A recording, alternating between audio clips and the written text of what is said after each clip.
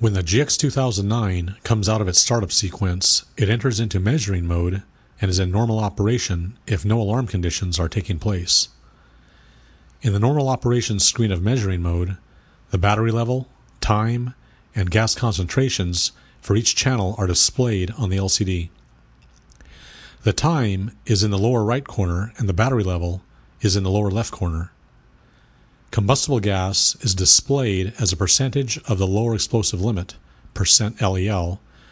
Oxygen is displayed as a volume percentage, vol percent, H2S and CO as parts per million, ppm.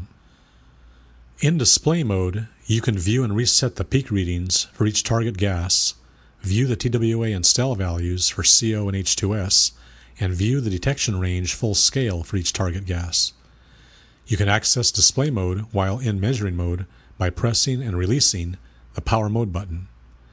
The backlight will turn on and the peak screen will appear. If you want to clear the peak readings, press and hold the air button. After a couple of seconds, the LCD will prompt you to hold the air button. Hold the air button until the screen displays release.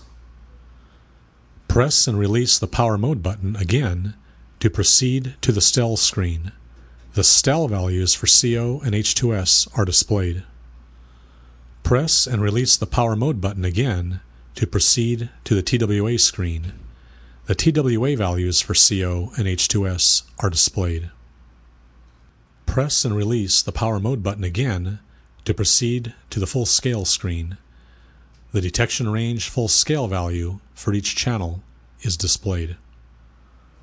Press and release the power mode button again to return to measuring mode. If you do not press the button for 20 seconds while in display mode, the GX-2009 will return to measuring mode automatically, and the backlight will turn off 30 seconds after the last button was pressed. Do not expose the combustible sensor to high concentrations of combustible gas, such as that from a butane lighter. Exposure to high concentrations of combustible gas may adversely affect the performance of the sensor. To reset latch and alarms, press and release the power mode button after the gas reading falls below the alarm set point or above for oxygen warning. If the alarms are self-resetting, then an alarm condition will automatically reset when the gas reading that caused the alarm decreases below the alarm set point or increases above for oxygen. If a STEL or TWA alarm has been activated, it cannot be reset. You must turn off the unit to clear the alarm. An overrange condition may indicate an extreme combustible gas, toxic gas, or oxygen content condition. Take immediate action and confirm the gas levels in the area with a different GX-2009 or with another gas detecting device. Reset the alarm using the power mode button once the alarm condition has been cleared. The GX-2009 is not operational as a gas monitoring device during a dead battery alarm. Take the GX-2009 to a non-hazardous area. The GX-2009 is fully functional during a low battery warning.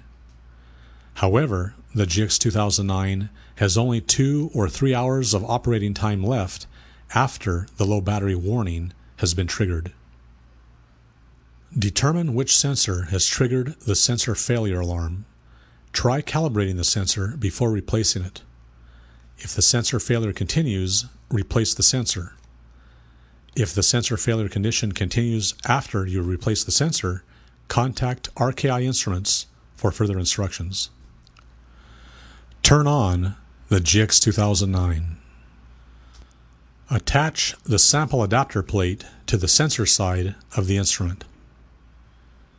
Screw the probe onto the threaded end of the 10-foot hose. Attach the 10-foot hose and probe to the aspirator bulb. Insert the end of the probe into the area to be sampled. Squeeze and release the aspirator bulb 15 times.